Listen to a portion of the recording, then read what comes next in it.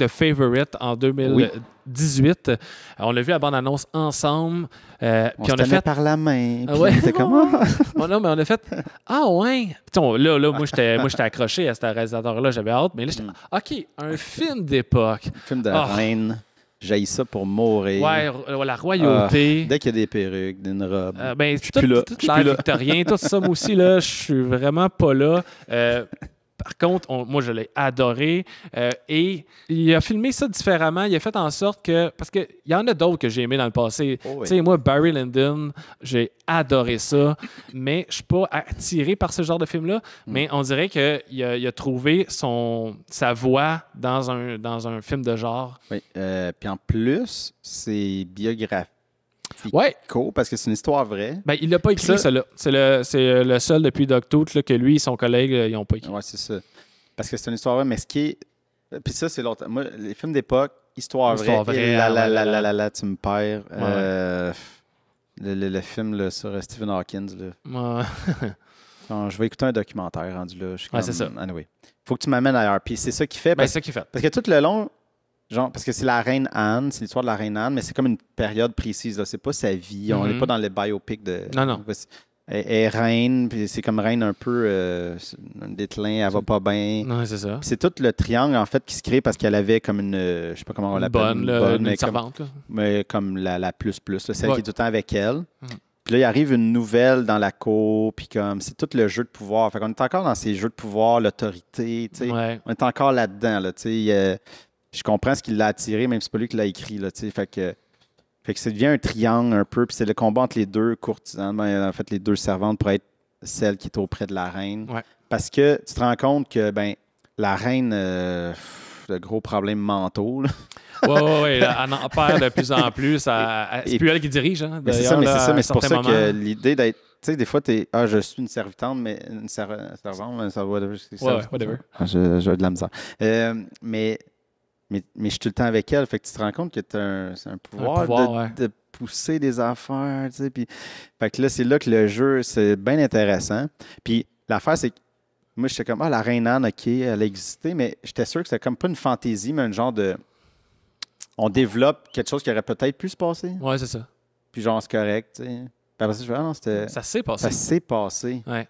Mais évidemment, peut-être pas tordu ou comme grotesque comme ouais, c'est. Plus grotesque. On est très sait dans pas, la sexualité, triangle amoureux. Mais c'est la servante celle par Rachel Weisz, ça a l'air qu'elle avait comme écrit un mémoire, avait écrit. OK. J'ai vu ça, en fait, récemment, mais j'ai pas eu le temps de trouver. Mais semble-t-il que, justement, après qu'elle est comme sortie de tout ça, puis qu'elle avait comme écrit de quoi, puis elle avait vraiment démoli la reine Anne, puis elle avait vraiment mis comme une conne, puis problème manteau, machin chouette, mais qui à l'époque disait pas problème manteau, mais comme. Mais là, après ça, il y a des historiens qui ont fait mais elle était juste fâchée, puis c'est peut-être pas véridique, mais je pense qu'ils ont comme pris ça. Ils ont inspiré, ouais. En fait, OK, c'est sa version à elle de comment elle était fâchée après. Fait qu'elle n'est pas apte à gouverner. Parce fait que c'est intéressant. Puis oui, ça m'a fait. J'ai eu comme toi, mais moi, c'était comme. Ça me faisait tellement chier le film d'époque que j'étais comme à reculons, mais j'aime beaucoup trop Yorgos. Ouais. Puis moi, rapidement, avec le fisheye, la musique, là, tellement prenante, épique, là, ça fit avec l'époque encore plus, là, qui utilise du classique dans ses plus récents, mais rapidement, moi, j'ai fait OK, all-in, amène-moi où tu veux. Là. Mais c'est ça l'affaire, c'est que puis j'ai écouté ce que je t'avais dit, il y avait un masterclass à la sortie du truc, puis c'était beaucoup là-dessus, sur le fait que lui aussi, il n'aime pas les films d'époque. Ouais, c'est ça. Il n'aime pas tant ça. Mais il l'a amené très moderne. Le plus moderne qu'il pouvait. C'est pour ça l'utilisation, c'est son choix de lentilles, son choix de plan de caméra, c'est extrêmement pas ça que tu vois normalement dans les films d'époque. Non, c'est ça. Il a fait comme, OK, je le fais, mais... Puis même, ça a l'air d'aller jusqu'au tissu des vêtements. C'est un hybride entre des tissus très, très, très récents qui n'existaient pas à l'époque et des trucs d'époque. Fait que ça déjoue ce qu'on voit visuellement normalement dans cette époque-là. Puis j'avais comme pas vraiment remarqué. Quoi que, tu sais, je l'ai vu en 2018, là, puis je l'ai pas revu.